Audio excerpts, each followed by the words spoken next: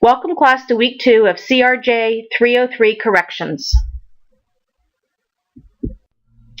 Our learning objectives for week 2 will include discussing the constitutional rights of prisoners, analyzing the difference between jails and prisons, and describing modern jail designs and management issues.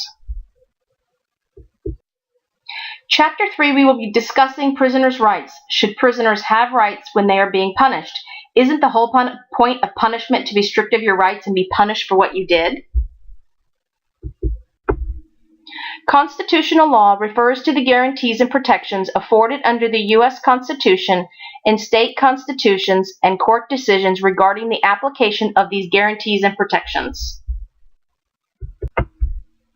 The hands-on era was a period during which the courts, especially the federal courts, took the position of not intervening in corrections. The hands-on era, this was a time period in which the courts, especially federal courts, began to take an activist position towards corrections in the United States.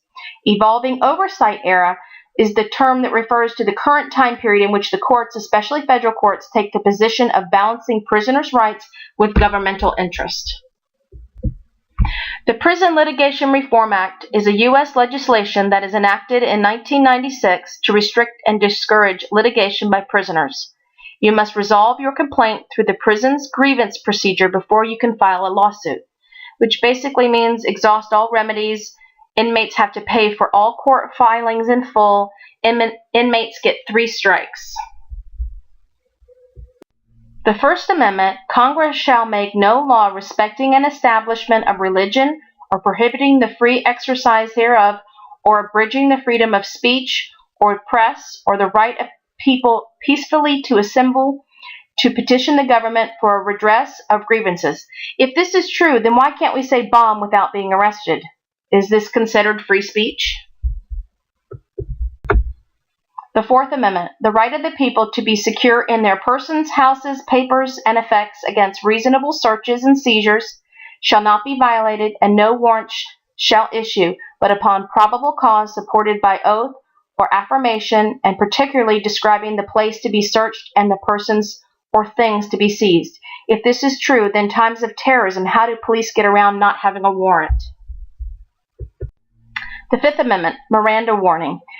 We have all heard the Miranda warning. You have the right to remain silent. Anything you say can and be used against you in the court of law. However, do you know where this came about? The Miranda rights came about due to a landmark case, Ernesto Miranda versus Arizona. On March 13, 1963, Ernesto Miranda was arrested in his house and brought to the police station where he was questioned by police officers in connection with the kidnapping and rape. After 2 hours of interrogation, the police obtained a written confession from Miranda. The written confession was admitted into evidence at trial, despite the objection of the defense attorney and the fact that the police officers admitted that they had not advised Miranda of his right to have an attorney present during interrogation. The jury found Miranda guilty. On appeal, the Supreme Court of Arizona affirmed and held that Miranda's constitutional rights were not violated because he did not specifically request counsel. The Sixth Amendment, in all criminal prosecutions, the accused shall enjoy the right to a speedy and public trial by an impartial jury of the state and district wherein the crime shall have been committed, which district shall have been previously asserted by law, and to be informed of the nature and cause of the accusation, to be confronted with the witness against him, to have compulsory process for obtaining witnesses in his favor, and to have the right of assistance of counsel in his defense. The Eighth Amendment, excess bail shall not be required or excessive fines imposed, nor cruel and unusual punishments inflicted. Would you consider the death penalty or overcrowding cruel and unusual punishment? 14th Amendment, nor shall any state deprive any person of life, liberty, or property without due process of law, nor deny to any person within its jurisdiction the equal protection of the laws. In Chapter 4, we will discuss jails, how they differ from prisons, issues jails face, and jail designs. Jails versus prisons. What's the difference? In week 1, we discussed that jails typically hold individuals that are short-term incarceration under a year A prison is a secure facility that houses people who have been convicted of a felony, criminal offense, and are serving a sentence of typically 1 year or more. Prisons are operated by state government or the federal government.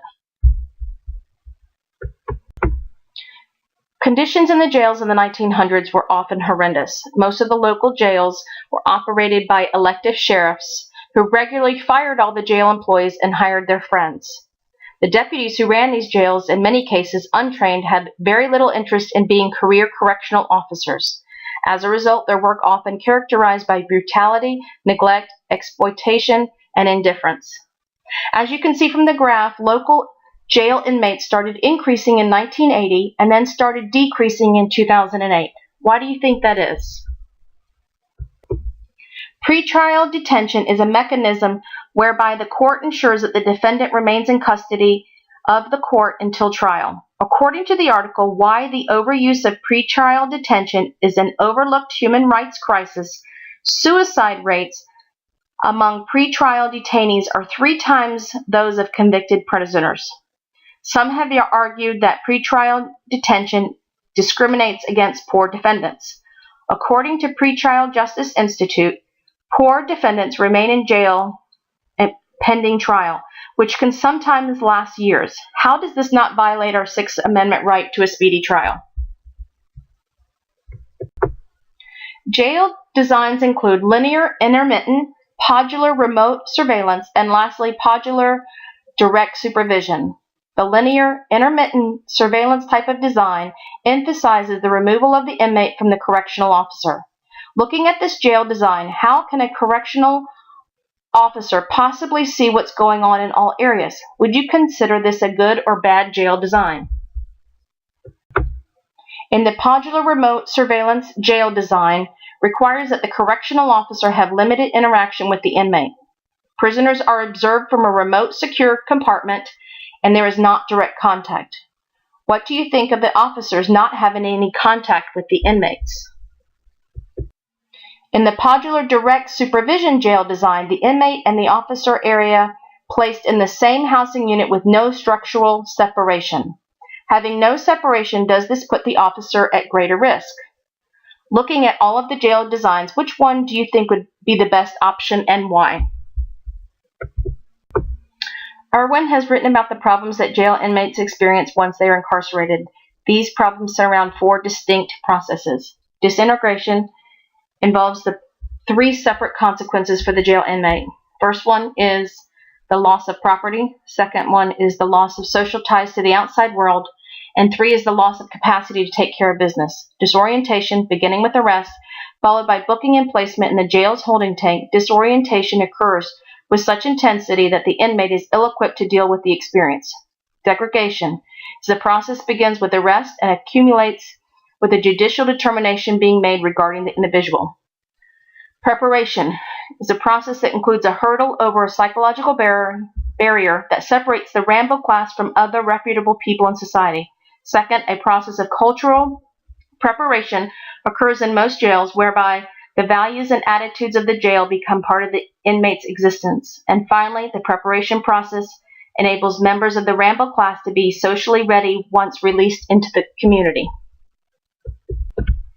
One of the largest U.S. healthcare delivery systems is the jails.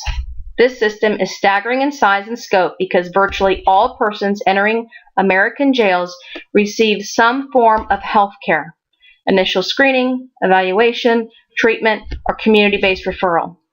This approach meets constitutional, risk avoidance, and professional growth standards and has at times conflicted with public concerns that prisoners receive better health care than others. The costs are enormous and account for a large portion of correctional expenses in many jurisdictions.